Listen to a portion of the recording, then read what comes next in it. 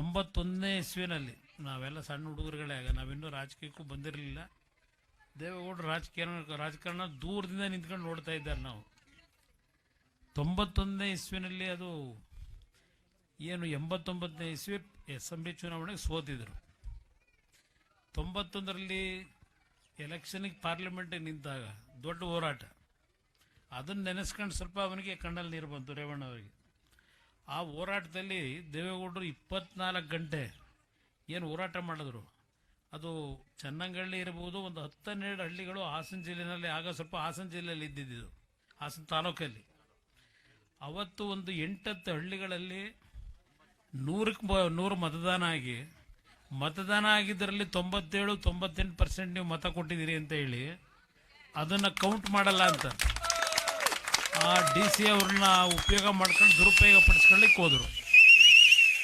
ಅವತ್ತು ನಿಮ್ಮಗಳ ಒಂದು ದೇವೇಗೌಡರ ಮೇಲೆ ಕೊಟ್ಟಂಥ ಒಂದು ಆಶೀರ್ವಾದ, ಅದು ಮತ್ತೆ ಅವ್ರನ್ನ ದೆಹಲಿಯ ಕೆಂಪುಕೋಟೆಯಲ್ಲಿ ಪ್ರಧಾನಮಂತ್ರಿಯಾಗಿ ಹೋಗ್ತಕ್ಕಂಥ ಒಂದು ಶಕ್ತಿ ಬಂದಿದ್ರೆ, ಅದು ಈ ಭಾಗದಲ್ಲಿ ನೀವೇನು ದೇವೇಗೌಡರಿಗೆ ಆಶೀರ್ವಾದ ಮಾಡಿದಿರಿ ಅದರ ಪ್ರತಿಫಲ ಮುಖ್ಯಮಂತ್ರಿನೂ ಆದರೂ ಪ್ರಧಾನಮಂತ್ರಿನೂ ಆಗಿದ್ದರು. ಅವರಿಗೆ ಹಲವಾರು ರೀತಿಯಲ್ಲಿ ಕೆಲಸ ಮಾಡಬೇಕು ಅನ್ನೋದಿದ್ದರು. ಅವರು 60 ವರ್ಷ ರಾಜಕೀಯದಲ್ಲಿ ಮುಖ್ಯಮಂತ್ರಿ ಆಗಿದ್ದ 18 ತಿಂಗಳು, 10 ತಿಂಗಳು ಪ್ರಧಾನಮಂತ್ರಿ, ಮತ್ತು ಒಂದು 2 ವರ್ಷ ನೀರಾವರಿ ಮಂತ್ರಿ. ಇನ್ನು ಉಳಿದಿದ್ದೆಲ್ಲ ವಿರೋಧ ಪಕ್ಷದಲ್ಲೇ ಹೋರಾಟ ಮಾಡ್ಕೊಂಡು ಬಂದವರು. ಇವತ್ತು ನನಗೆ 2 ಬಾರಿ ರಾಜಕೀಯದಲ್ಲಿ ನನಗೇನು ರಾಜಕೀಯ ಬರಬೇಕು ಅಂತ ಇದ್ದಾನಲ್ಲ, ರೇವಣ್ಣ ಒಬ್ಬ ಇದ್ದಿದ್ದ ರಾಜಕೀಯದಲ್ಲಿ. ಅಲ್ಲಿ ಬೆಂಗಳೂರಿನ ಸುತ್ತಮುತ್ತ ಏನು ನಮ್ಮ ಹಳ್ಳಿಗಳಿದ್ದಾವೆ, ಅಲ್ಲೂ ಸಹ ದೇವೇಗೌಡರ ಬಗ್ಗೆ ಅಭಿಮಾನ ಏನಿಟ್ಟಿದ್ರು. ನಮ್ಮ ಮೇಲೂ ಒತ್ತಡ ಹಾಕ್ಬಿಟ್ರೆ ಅಲ್ಲಿ ನಾನು ರಾಜಕೀಯಕ್ಕೆ ಬರಬೇಕು ಅಂತ ಇದ್ದವನೆಲ್ಲ ರಾಜಕೀಯಕ್ಕೆ ಬಂದ ಮೇಲೆ ಆ ಭಾಗದ ಜನ ಪ್ರೀತಿಯಿಂದ ನಮ್ಮನ್ನೇನು ಬೆಳೆಸಿದ್ದಾರೆ. ಅದರ ಹಿನ್ನೆಲೆಯಲ್ಲಿ ನಾನು 2 ಬಾರಿ ಮುಖ್ಯಮಂತ್ರಿ ಆಗ್ತಕ್ಕಂಥ ಅವಕಾಶ ಸಿಕ್ಕಿದಾಗ ರೈತರು ಮಾಡಿದಂಥ ಸಾಲ ಮನ್ನಾ ಮಾಡೋದು ನನ್ನ ಮೊದಲನೇ ಆದ್ಯತೆ. ದೇವೇಗೌಡರು ನನಗೆ ಅವಾರ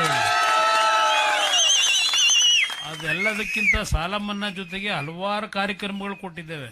ರೇವಣ್ಣ ಅವರಂತೂ ಹಾಸನ ಜಿಲ್ಲೆಗೆ ನಾನು ಅಧಿಕಾರದಲ್ಲಿ ಇದ್ದಂಥ 18 ತಿಂಗಳು ಒಂದು ಬಾರಿ, 14 ತಿಂಗಳು ಒಂದು ಬಾರಿ, ಆ ಒಂದು ಸನ್ನಿವೇಶದಲ್ಲಿ ಒಂದೊಂದು ನಿಮಿಷನೂ ವೇಸ್ಟ್ ಮಾಡಿದೆ, ಆ ಸಮಯ ವ್ಯರ್ಥ ಮಾಡಿದೆ. ಹಾಸನ ಜಿಲ್ಲೆ ಅಭಿವೃದ್ಧಿಗೋಸ್ಕರವಾಗಿ ಅವನು ಪಟ್ಟಿರ್ತಕ್ಕಂಥ ಶ್ರಮ ಎಲ್ಲ ನಾನು ನೋಡಿದ್ದೀನಿ.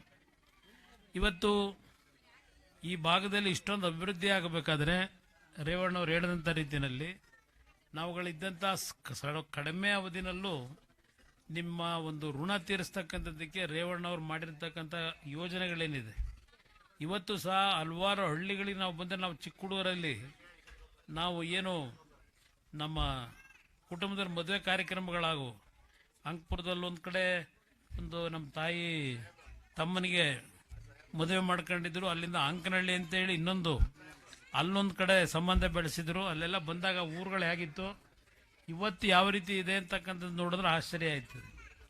ಅದರಿಂದ ಇವತ್ತು ನಾನು ಒಂದು ನಿಮಗೆ ಹೇಳ್ತೇನೆ, ನಿಮ್ಮ ಒಂದು ಪ್ರೀತಿ ವಿಶ್ವಾಸ ಇದೆಯಲ್ಲ, ಆ ಪ್ರೀತಿ ವಿಶ್ವಾಸವೇ ನಮಗೆ ಶ್ರೀರಕ್ಷೆ. ಇವತ್ತು ನಾನು ಆಕಸ್ಮಿಕವಾಗಿ ರಾಜಕೀಯಕ್ಕೆ ಬಂದಿದ್ದರು, ನಿಮ್ಮಗಳ ಒಂದು ಆಶೀರ್ವಾದದಲ್ಲಿ ಇವತ್ತು ದೇಶದಲ್ಲಿ ನರೇಂದ್ರ ಮೋದಿಯವರ ಸರ್ಕಾರದಲ್ಲಿ 2 ಇಲಾಖೆಯ ಮಂತ್ರಿಯಾಗಿ ಏನು ಕೆಲಸ ಮಾಡ್ತಾ ಇದ್ದೇನೆ. ಈ ಜಿಲ್ಲೆಯ ಒಂದು ಹೆಸರನ್ನು, ನೀವೇನು ಈ ಕುಟುಂಬವನ್ನು ಸಾಕಿ ಬೆಳೆಸಿದ್ದೀರಿ, ನಿಮ್ಮ ಒಂದು ಹೆಸರನ್ನ ಉಳಿಸ್ತಕ್ಕಂಥದ್ದನ್ನು ಈ ದೇಶದಲ್ಲಿ ನಾವು ಪ್ರಾಮಾಣಿಕವಾಗಿ ಮಾಡ್ತಕ್ಕಂಥ ಕೆಲಸ ಮಾಡ್ತೀವಿ. ಇವತ್ತು ದೇವೇಗೌಡರ ಆರೋಗ್ಯ ಚೆನ್ನಾಗಿದ್ರೆ ಬಹುಶಃ ನಾನು ಬರ್ತಿರಲಿಲ್ಲ, ನೀವು ದೇವೇಗೌಡರು ಬರಬೇಕು ಅಂತ ನೀವು ಹಿಂಸೆ ಮಾಡೋದು. ಅಂದರೆ ಅವರು ಈಗ ಹಿಂದಿನ ಥರ ಓಡಾಟ ಮಾಡಲಿಕ್ಕೆ ಸಮಸ್ಯೆ ಇರೋದ್ರಿಂದ ಇತ್ತೀಚಿನ ದಿನಗಳಲ್ಲಿ ನನಗೆ ರೇವಣ್ಣ ಅವರು ಮತ್ತು ನಮ್ಮ ಎಲ್ಲ ನಾಯಕರುಗಳು ನೀವು ಬರಬೇಕು ಅಂತೇಳಿ ದೇವೇಗೌಡರ ಉಪಸ್ಥಿತಿನಲ್ಲಿ ನಾನು ಕರಿತೀರಿ.